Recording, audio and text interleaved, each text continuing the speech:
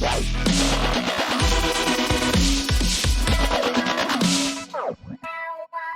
everyone, it's Ashlena. Happy Aurora Tuesdays. If you're new here, I react to Aurora every Tuesday, so make sure you subscribe and come back every Tuesday. So I started a new poll on Patreon, and again, if you don't know what I'm talking about, I do a poll on Patreon so you guys can decide what I react to every single Tuesday, and today is an interesting one. Now listen, I've always been a little weirded out about reacting to interviews, but you guys like it, so I'm going to watch these interviews anyway, so I might as well react to them. So this one's cool.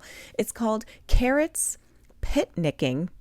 I always thought it was nitpicking, but okay. Castles, Bats, and of course the song Runaway. So this is an interview on Triple J, so we're going to check that out. And if you want to be a part of the polling process on Patreon, it is completely free to join. So you can join Patreon, obviously vote, and request something else that I should watch on Tuesday. So feel free to do that. Let's get started. You can tell I just got back from vacation because I'm wearing my glasses. Now listen, nobody likes a ring light glare on glasses, so I'm taking them off. Now let's start. Aurora, welcome back to Triple J. Thank you. Thank you for having me. How are you? I saw on TikTok a couple of days ago that you were hiding in a forest. Are you still hiding in a forest? Does she look like she's in a forest? Not at the moment, but I have been hiding for quite some time. And I've just been, talking with the squirrels and hugging the trees and doing all of those things. It's been very lovely. And I've also had a lot of wine. It's been a very good combination between healing and poison. But now I'm back to the mainland. Oh, God, I love I her. feel like the only time I've ever talked to squirrels has also been after some wine. Yes, of course. Apart from music, how have you been entertaining yourself recently, Aurora? Oh, well, the same things as always. I'm very good at entertaining myself. I find myself very entertaining. I've just been painting and existing in my home, eating a lot of food, a lot of delicious food, and drying things. I've become an expert, if I must say. Drying what sorts of things? Like flowers or fruit or? Yes, both flowers, fruit, and bugs. Bugs? And I'm very good at it. So that's been a very splendid hobby. Is that a hobby that you learned as a kid or something, or is this something you've just learned recently? Well, I learned, or I guess, I feel like it's a thing I've always known deep in my heart.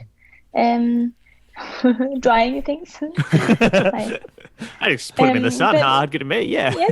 Yes. I started doing it lately. All right. It's a new hobby. Cool. Yeah, I'm always impressed with every time I check in with your socials or anything, how your ability to not only entertain yourself but also find joy in small things. I the other day I saw you were just talking about how much you loved carrots. Yes. And it's just that's so great. I love them. Same. What I do you love dressed up about? like one today. You actually have. What do you love about carrots so much? Well, obviously, besides the fact that they're orange, I love the sound they make, and I love their. That was an taste. incredible carrot impression. good. Just bang on. People listening at home would not be able to know this, but you don't have a carrot. You just did that with your mouth. That was Yes. really impressive. One of my many mouth talents. I just love carrots. They're fresh, and there is something about them that never fails to cheer me up. Yes, that's beautiful. That for you. But onto music. Apart from obviously drying bugs, hugging trees, chatting to squirrels, all amazing stuff, and we could talk about those forever, frankly. Mm-hmm. But there is a new song called "Give In to the Love," which we're going to put on in just a second. Yes. Can you tell us a bit about where this started for you? This is an old interview. Well, I was thinking one day, as you do, and I was thinking a lot about what is it called again? The third Alien movie. What is it called? Prometheus? Yes, thank you. I was thinking about Prometheus. Not the movie or of course. or the myth? The myth. Okay. Because I'm very interested in mythology. I just think it's the most fantastic thing ever. And I was thinking about Prometheus and how he supposedly made mankind in clay, and how he stole the fire the gods to kind of make us alive and complete us, I guess. And I was thinking about this clay and how much we obsess with the looks of this clay that kind of means nothing. And I would love to know what those guys are thinking right now. It seems to distract us from the value of, I guess, the fire that we keep inside. And that's very sad. I think the world today makes a lot of people very unhappy because we obsess with these strange things, like how we look. So many people base their whole worth on how they look, and they never feel like they look beautiful enough. And I find this obsession with beauty both very fascinating and very scary at the same time. So it's kind of about that.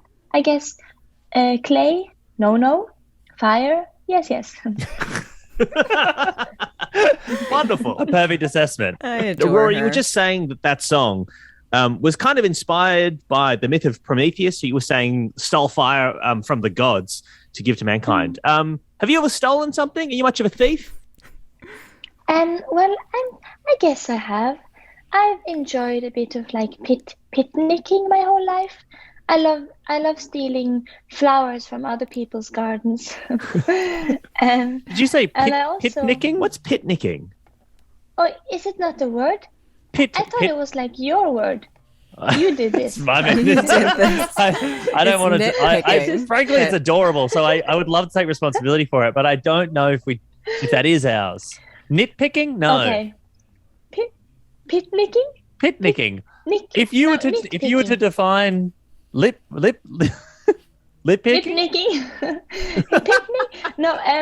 If I was to define nitpicking, I would say it's about like stealing one of each, like not a lot.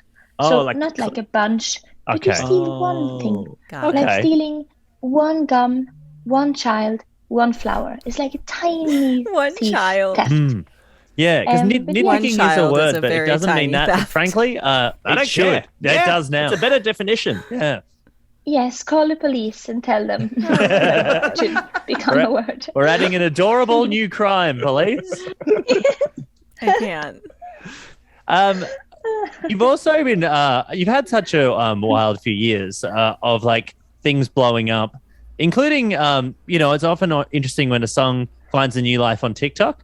And your song "Runaway" has found a life on TikTok. This part in particular, who on TikTok might recognize it. And I was running far away. Would I run off the wall someday? Nobody knows. Nobody knows. To have 500,000 people making videos with this song around the world, it must have been so incredible. Were there any that stood out to you?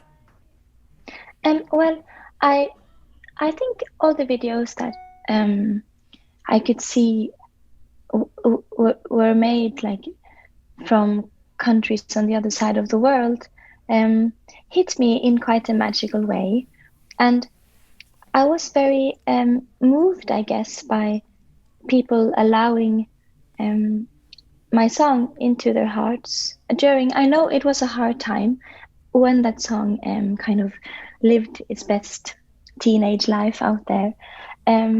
I felt like people maybe needed a song like that, which is very touching and it's very brave to let anything into your heart and touch it. So I felt very touched by it. But yeah, it was nice also to see people kind of uniting during such a separated time and seeing them keep themselves busy with this trend thing, isolated in their rooms. It's a very touching thing, but also it's very absurd. So I also kind of don't care so much. Yeah. I love her honesty. There's just such a wide array of different types of TikToks people have made involving it. Sometimes people are doing acrobatics. Sometimes they're just, singing in their room. I saw one man walking his pet tiger to the song in a beautiful, wonderful backdrop. There's a lot going on with that song, and it feels like I guess if you write a song, there's no way you could imagine that it could mean so many different things to so many different people. Oh no, not at all. And I wrote this when I was like 11. I was so young then. I didn't even know what nitpicking meant. No, I was very young when I wrote it, and it's very surreal.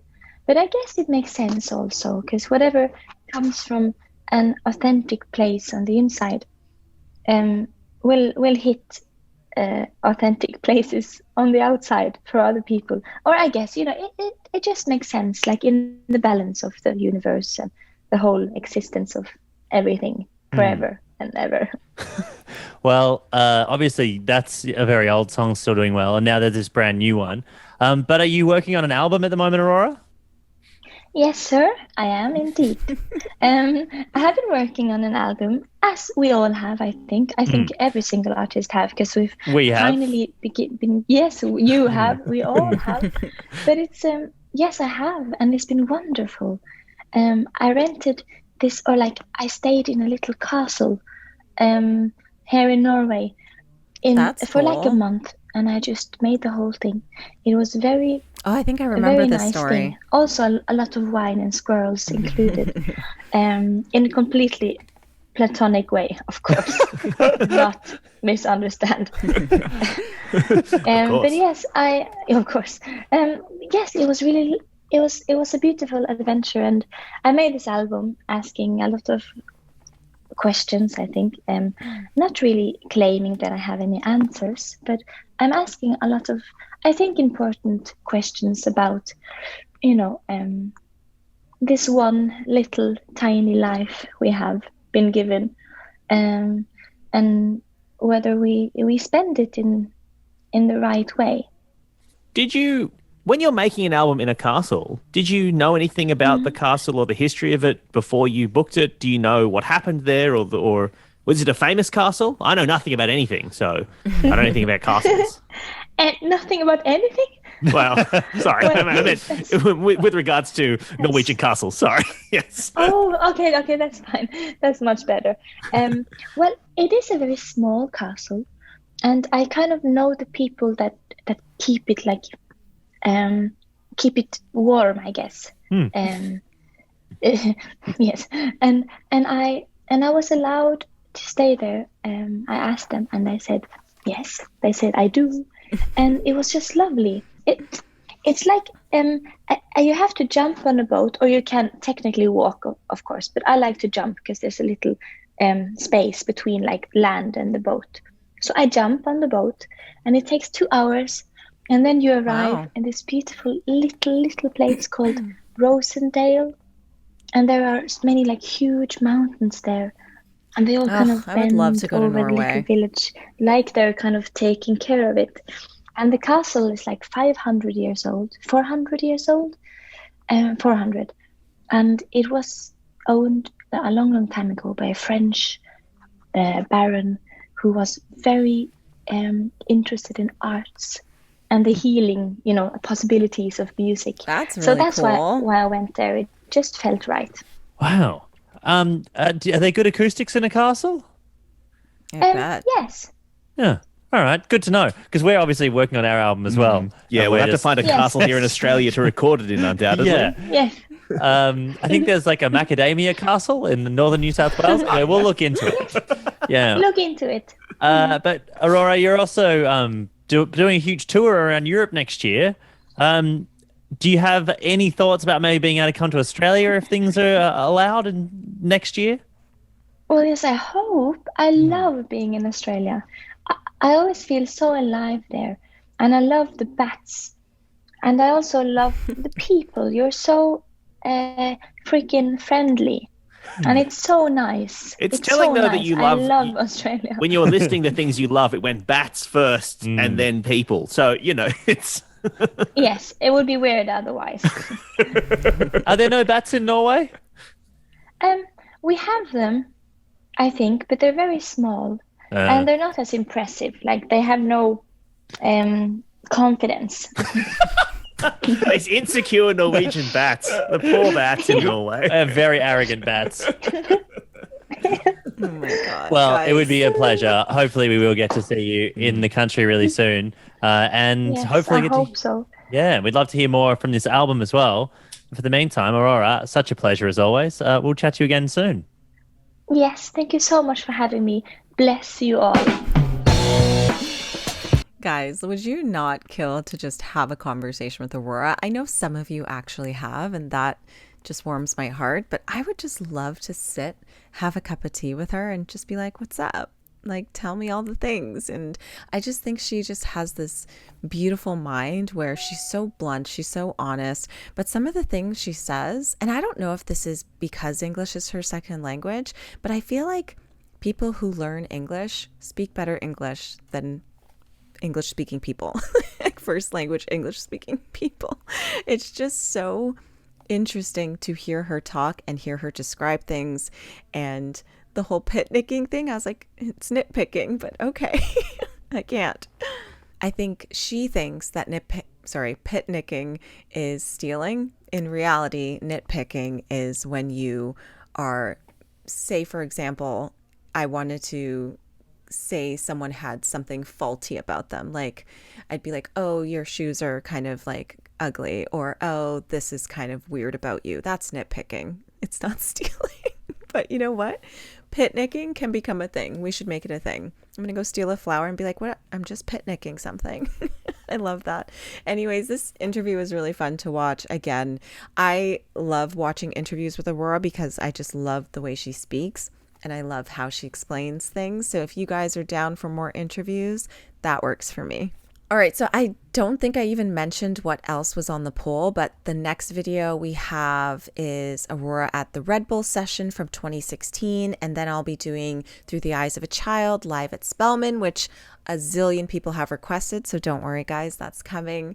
Then we have Gundalak, I don't know. Cynical Mind featuring Aurora, so I'm going to check that out, and then Aurora Runaway live at PNC Studios. So stay tuned for that stuff. Make sure you're subscribed, and there will be more Aurora every single Tuesday. I'm really happy to be back. I had a really long vacation, but I'm super stoked to be back. But I do want to talk to you guys about my vinyl of the day. Don't worry, it's not Britney Spears. It's not Britney Spears.